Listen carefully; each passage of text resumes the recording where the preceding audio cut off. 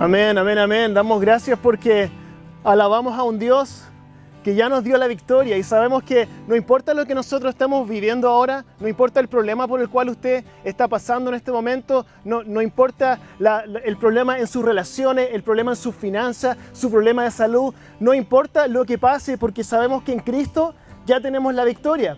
Incluso si Cristo decide que no va a necesariamente contestar de la forma que nosotros queremos que conteste nuestra oración, sabemos que a pesar de eso, al final del día ya tenemos la victoria porque Cristo al tercer día resucitó y ya tenemos la victoria. Amén. Amén, hermanos. Dios les bendiga. Dios les bendiga. Pueden tomar asiento. Pueden tomar asiento. Es para mí, siempre esto es lo que yo siento cuando me toca entregar un mensaje. Me siento tremendamente honrado, pero al mismo tiempo siento el peso de lo que significa la responsabilidad de poder entregar un mensaje. Quiero darle la bienvenida si usted está aquí por primera vez.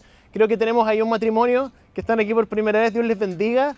Esperamos que, bueno, yo sé que ustedes viven lejos, pero nuestro deseo siempre es que usted pueda hacer de la Iglesia Cristiana de Downey su iglesia. Me presento, mi nombre es Josh, soy el pastor principal de esta iglesia y es un honor para mí poder entregar este mensaje hoy día. Así que vamos a ir al Evangelio de Mateo.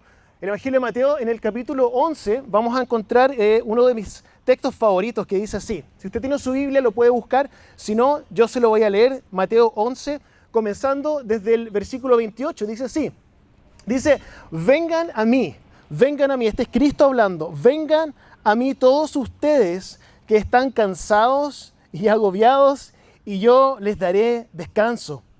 Carguen con mi yugo y aprendan de mí, pues soy apacible y humilde de corazón, y encontrarán ¿qué? Descanso para su alma, porque mi yugo es suave y mi carga es liviana.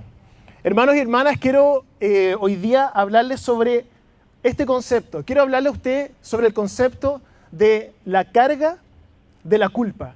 La carga de la culpa. Y mi objetivo en este mensaje no es que usted sienta la carga de su culpa, sino que la carga de la culpa hoy día pueda ser levantada. Esa es mi oración para usted.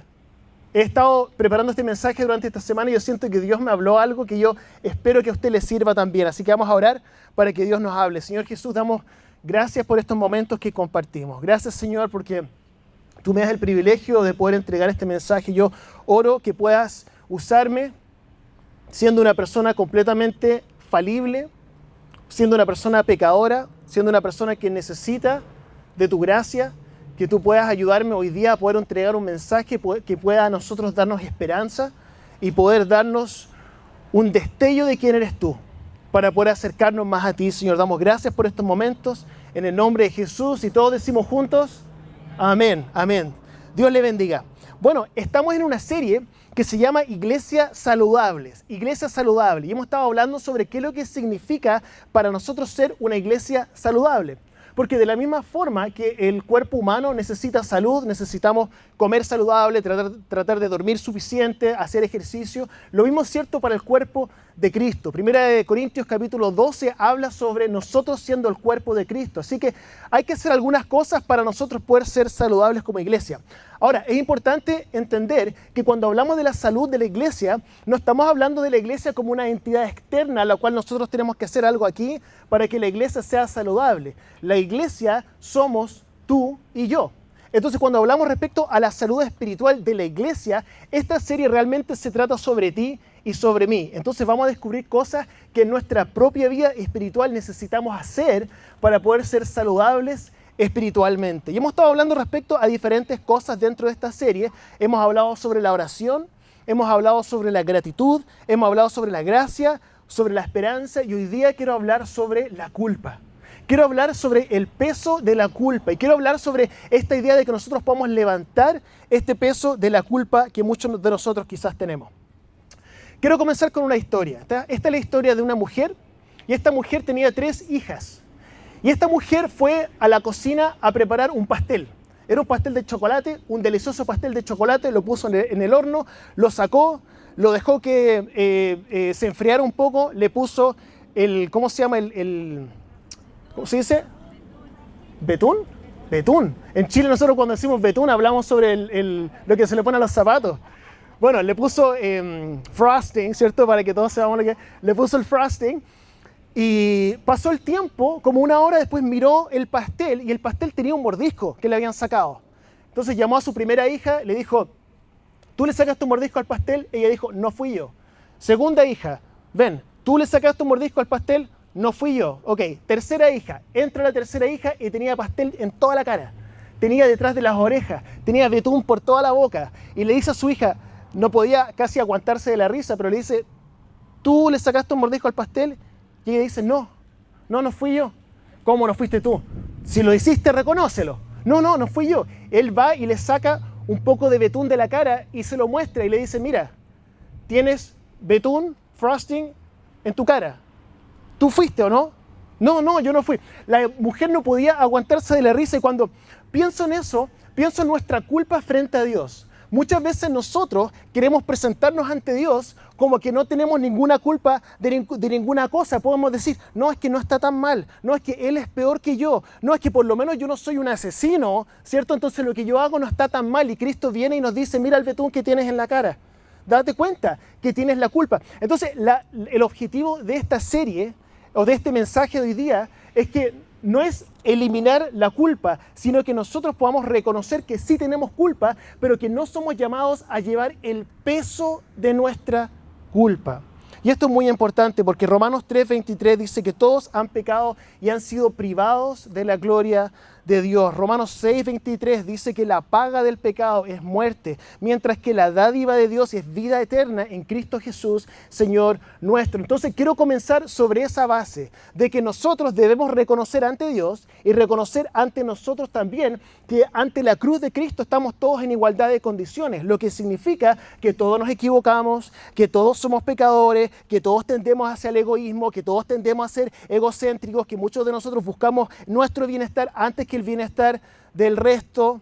Entonces Dios nos dice hoy día, mientras antes reconozcas que tienes culpa, mejor. Porque cuando reconocemos esto, luego podemos avanzar hacia lo que el Evangelio realmente es. No podemos recibir el amor y la gracia completa de Dios si no partimos sobre la base de que nosotros tenemos culpa. Yo quiero que nosotros reconozcamos como iglesia. Ahora, yo sé que puede sonar como, hoy no quiero sentir culpa, no quiero tener culpa, pero es importante partir sobre esta base. De hecho, yo quiero que nosotros seamos una iglesia en la cual nosotros podamos mirarnos entre nosotros, mirarnos a los ojos y darnos cuenta que somos todos pecadores, que estamos en igualdad de condiciones, pero que servimos a un Cristo que pagó el precio. Y que la razón por la cual nosotros podemos entrar en esta gracia no es por algo que nosotros hagamos o dejamos de hacer, sino por lo que Cristo ya hizo en la cruz por nosotros. Es el tipo de iglesia que yo quiero que nosotros seamos. Marcos 2:17 dice así, al oírlos, Jesús les contestó a los fariseos, dice, no son los sanos, escuche, no son los sanos los que necesitan médico, sino los enfermos. Yo no he venido a llamar a justos, sino a pecadores. ¿Se imagina usted un hospital en donde las personas que están dentro no reconocen que están enfermos?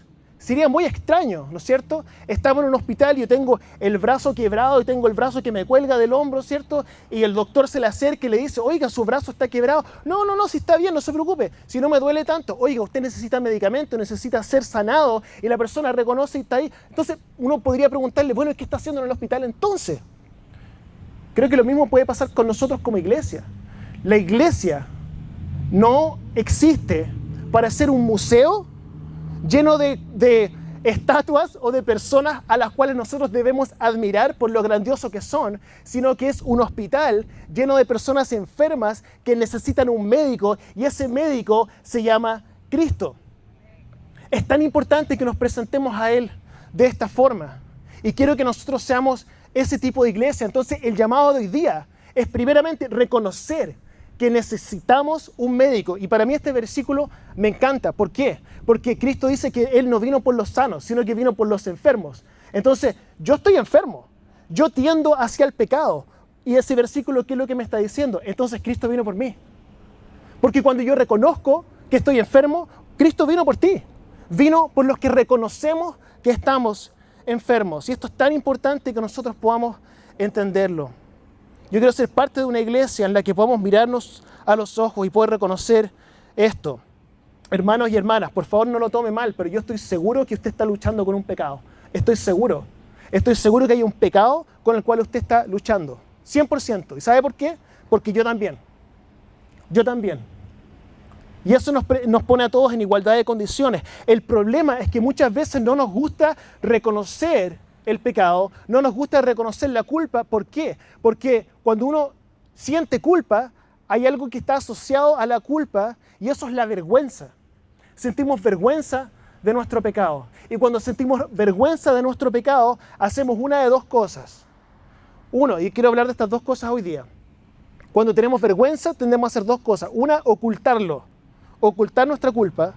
Y lo otro que hacemos es tratar de compensar por nuestra culpa. Tratamos de ocultar nuestra culpa y tratamos de compensar por nuestra culpa. ¿De qué forma tratamos nosotros de compensar? ¿Qué es lo que significa compensar? Compensar por nuestra culpa significa tratar de hacer algo que es mejor que el pecado que cometemos. Entonces, este pecado lo seguimos cometiendo, pero como estoy haciendo cosas que supuestamente son mejores que el pecado que estoy cometiendo, entonces estoy compensado y me siento mejor.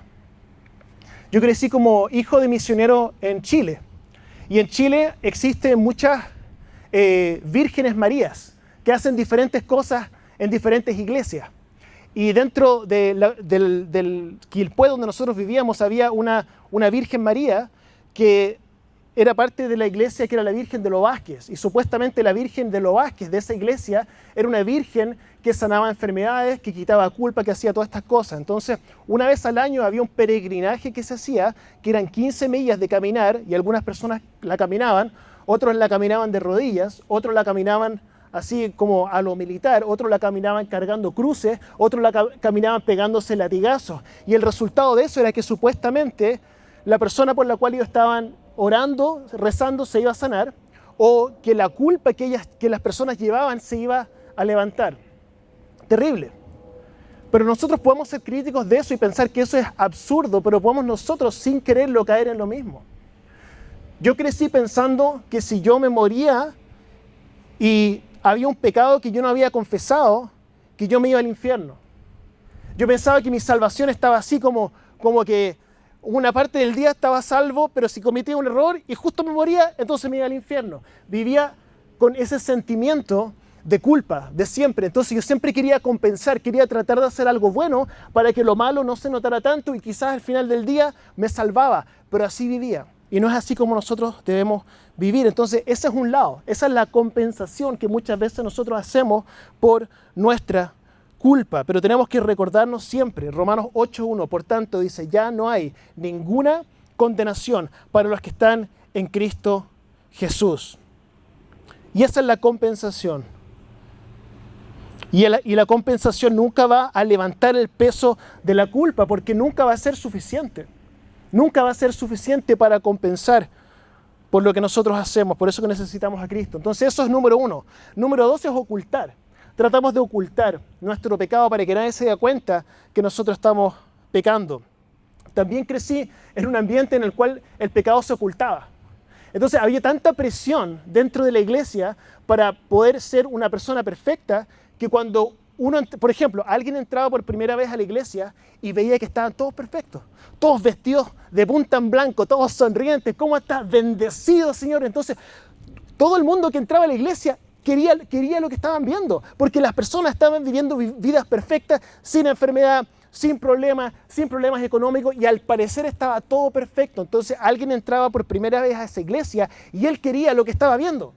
Entonces, ¿qué es lo que sucedía? La persona tomaba la decisión de seguir a Cristo, se bautizaba o marcaba una tarjeta o hacía una oración, etcétera, etcétera, etcétera. Y el resultado de eso, supuestamente, era que ya la persona no iba a seguir pecando y que desde ese punto en adelante la vida iba a ser perfecta. ¿Y qué es lo que sucedía? La persona tomaba esa decisión, tomaba el paso, pasaba de la muerte a la vida y suponía de que ahora la vida iba a ser perfecta y quizás así se sentía durante 1 o 2 semanas, pero luego, ¿qué es lo que sucedía? Caí nuevamente en un pecado, volví a mentir, le grité a mi esposa. ¿Qué pasó con mi salvación? ¿No se supone que ahora la vida tenía que ser perfecta? Entonces esa persona con el peso de la culpa entraba a la iglesia y veía que todas las personas seguían siendo perfectas, pero esta persona en su interior sentía que no estaba viviendo lo que estaba viendo. Entonces, ¿qué es lo que hacía? comenzaba a fingir. Comenzaba a fingir. Y no se daba cuenta que la persona que buscaba a Cristo y buscaba la salvación, que pasó de la muerte a la vida, se transformó en un fariseo. En un fariseo que por fuera, ¿cierto?, era como un sepulcro blanqueado. Por fuera ningún problema, pero por dentro estaba muerto espiritualmente. Y ese es el ambiente en el cual yo crecí.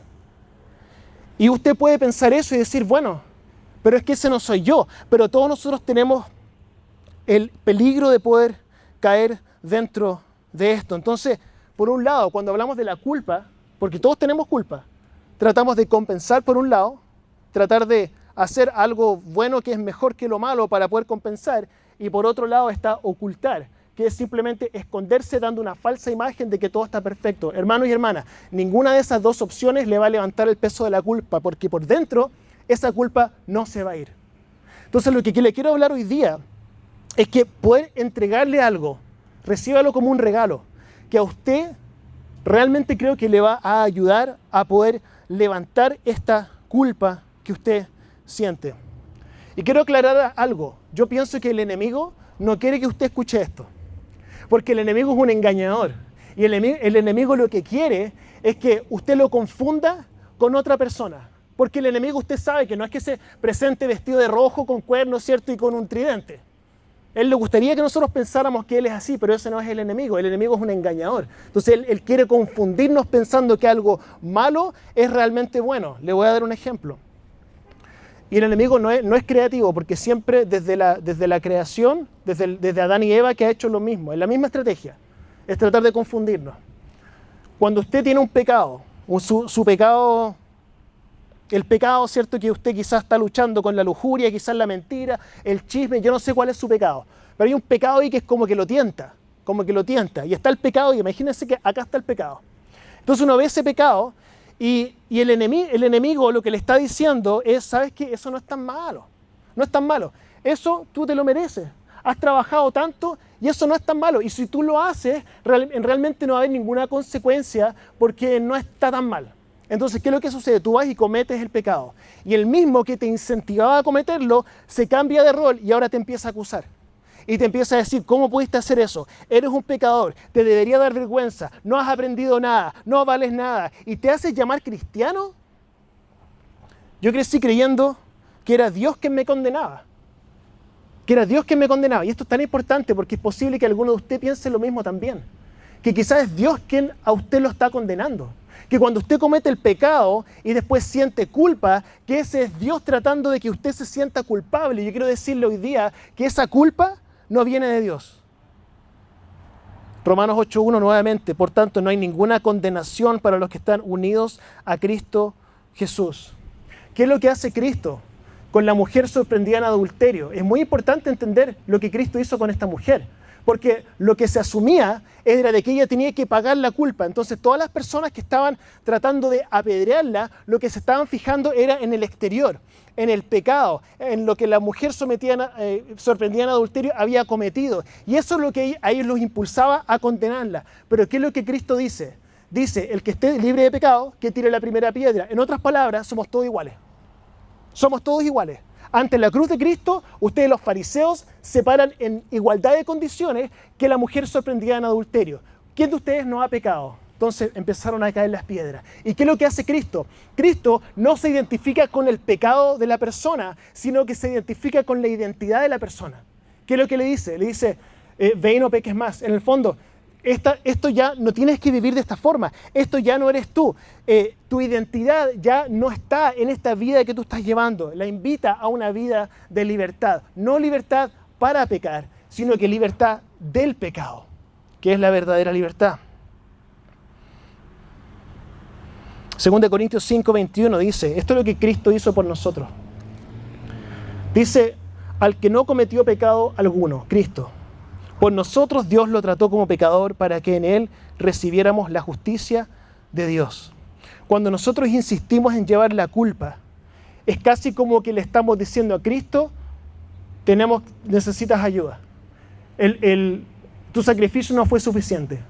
Tengo que agregarle un poco a lo que tú hiciste.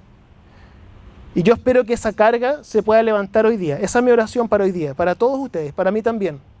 Entonces, hoy día lo que quiero hacer es que nosotros podamos desafiar al enemigo.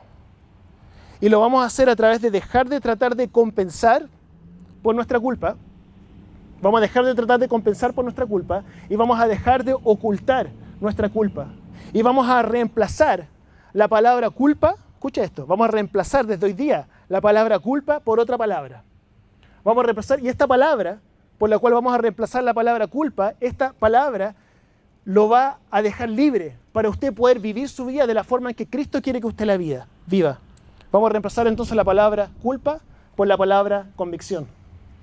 Convicción, vamos a reemplazar esa palabra, culpa, y vamos a decir convicción. Convicción. Escuche esto. La culpa dice, es tu culpa. La convicción dice, tienes que avanzar. La culpa dice, yo soy una mala persona. La convicción dice, Cristo me ha hecho bueno. La culpa nace desde la amargura. La convicción nace desde el amor. La culpa dice, voy a sentir lástima por mí mismo. La convicción dice, voy a aceptar el perdón y hacer una diferencia. El resentimiento y el estancamiento nacen como resultado de la culpa. La transformación y el cambio de vida nacen como resultado de la convicción. La culpa se identifica con tu identidad antes de Cristo y la convicción se trata de tu nueva identidad en Cristo. La culpa, en esencia, te estanca y la convicción te mueve hacia adelante. Es por eso que Cristo dice, sígueme. Tenemos que avanzar. No tenemos que estar estancados en la culpa. Entonces quiero que nosotros podamos entender hoy día que no debemos seguir llevando el peso de la culpa porque Cristo ya la llevó por ti.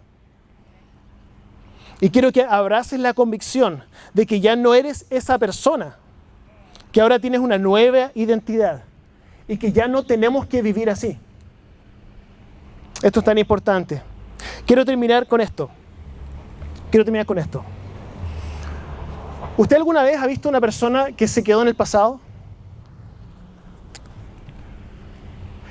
Yo no puedo creer que en algún momento estaba de moda usar, no sé si esto va a funcionar en este servicio en español, pero en inglés funciona, que alguna vez estuvo de moda los Reebok Pumps con los calcetines que llegaban hasta la rodilla y un short que era demasiado corto, un tank top y una sudadera, ¿cómo se dice? Un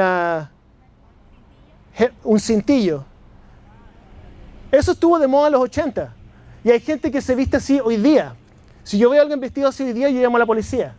Porque eso es totalmente inapropiado. Pero hubo un tiempo en que eso era apropiado. Y que así uno se vestía. O sea, no yo estaba muy chico, pero que así se vestía. Pero y uno dice, bueno, alguien se viste así y se quedó en el pasado. Pero yo creo que lo mismo es cierto para nosotros hoy día, en el cual nosotros espiritualmente también podemos quedarnos en el pasado.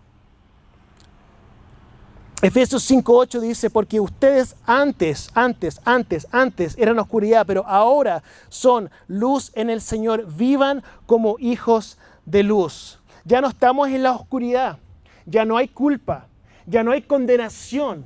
Lo que hay es convicción de movernos hacia adelante, porque si sentimos la culpa y permitimos que la culpa nos destruya, al final del día vamos a terminar ocultando o vamos a terminar tratando de compensar y nos vamos a recibir el perdón de Cristo que nos transforma de adentro hacia afuera. Tenemos que dejar de presentarnos por fuera como que está todo bien cuando por dentro sabemos que tenemos las mismas luchas que cualquier otra persona y permitir que el perdón de Dios entre a nosotros. Quiero darle una herramienta antes de terminar que es muy importante en este proceso. Santiago 5:16 dice, por eso confiésense unos a otros sus pecados y oren unos por otros para que sean sanados. La oración del justo es poderosa y eficaz. Yo quiero animarlos a dejar de ocultar sus pecados y dejar de compensar por sus pecados. Y si hay algo que usted está batallando, quiero invitarlo a confesarlo. Una de las cosas que es increíble poder hacer consejería, ya sea consejería matrimonial o consejería uno a uno, es que las personas cuando hacemos consejería son libres. No porque yo tenga una palabra que los va a transformar, sino simplemente por darles la posibilidad de poder confesar lo que tienen adentro. Hay una libertad que sucede como resultado de eso. Y yo como pastor jamás voy a juzgar y decir, oiga, ¿cómo usted podía haber hecho eso? No, porque yo soy igual y tengo las mismas tendencias. Entonces cuando nosotros logramos sacar esto de adentro hacia afuera, somos libres y podemos recibir realmente el perdón de Dios. Se transforma entonces en convicción de poder avanzar hacia adelante. Mateo 11, lo voy a leer de nuevo, 28. Escuche esto. Abra su corazón para que esto entre a su vida. Dice así: vengan a mí, todos ustedes que están cansados y agobiados, y yo les daré descanso. Carguen con mi yugo y aprendan de mí, pues yo soy apacible y humilde de corazón y encontrarán descanso para su alma. Esa es mi oración para usted en esta mañana calurosa de California. Voy a invitarlo ahora entonces que usted pueda tener un momento para usted. Este momento es para usted. Y quiero pedirle que usted pueda cerrar sus ojos y pueda inclinar su rostro, nadie mirando para ningún lado. Y quiero que usted le pregunte al Espíritu Santo, que usted le pregunte a Cristo, que le pregunte a Dios, que le haga dos preguntas. Número uno, pregúntele, ¿qué es lo que me estás mostrando hoy día para mi vida? ¿Qué me estás mostrando hoy día para mi vida? Y número dos, Espíritu Santo, Dios, Jesús, ¿qué es lo que tú quieres que yo haga como resultado de lo que escuché hoy día? ¿Qué es lo que tú quieres que yo haga? Una de las cosas que amo respecto a mi esposa es el hecho de que ella, se lo dije el otro día, le dije, tú sabes lo peor de mí y me sigues amando. Imagínese, esa es mi esposa. Imagínese Dios con usted. Dios sabe lo peor de usted. Y a usted lo ama como un hijo, como una hija. Yo quiero invitarlo, sin nadie mirando para ningún lado, los ojos cerrados, que usted pueda abrir su corazón a Dios, recibir el perdón de Dios, pensar en alguien con el cual usted puede conversar para poder simplemente confesar la lucha que usted está teniendo. Alguien que no lo va a juzgar, que simplemente va a escuchar. Vamos a orar. Señor Jesús, quiero darte gracias por estos momentos que compartimos. Quiero darte gracias por tu sacrificio. Gracias, Señor, porque no hay nada que nosotros podamos hacer para compensar por el sacrificio que tú hiciste por nosotros. Te pedimos perdón por tratar de ocultar nuestros pecados y quizás tratar de presentarnos como que no tenemos problemas y que tenemos una relación contigo que es mejor que cualquier otra. Señor, te pedimos perdón por eso y queremos orar que tú nos ayudes a poder presentarnos entre nosotros tal cual como somos. Oramos por esto, Señor, y damos gracias en el nombre de Jesús. Amén. Amén. Amén, hermanos. Dios les bendiga. Dios les bendiga. Vamos a tomarnos un momento ahora y poder participar de la Santa Cena. Si usted tiene su Santa Cena aquí, yo tengo en mi bolsillo.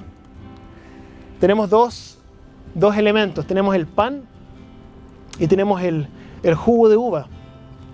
El pan representa el cuerpo de Cristo que fue entregado por nosotros para el perdón de nuestros pecados, y el jugo representa la sangre de Jesús que fue derramada para que nosotros podamos acceder al Padre. Entonces vamos a comenzar por la primera parte. Esta primera, tenemos aquí entonces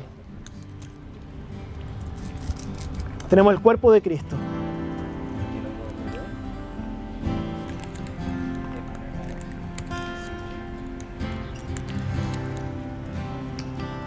Luego tenemos la sangre de Cristo.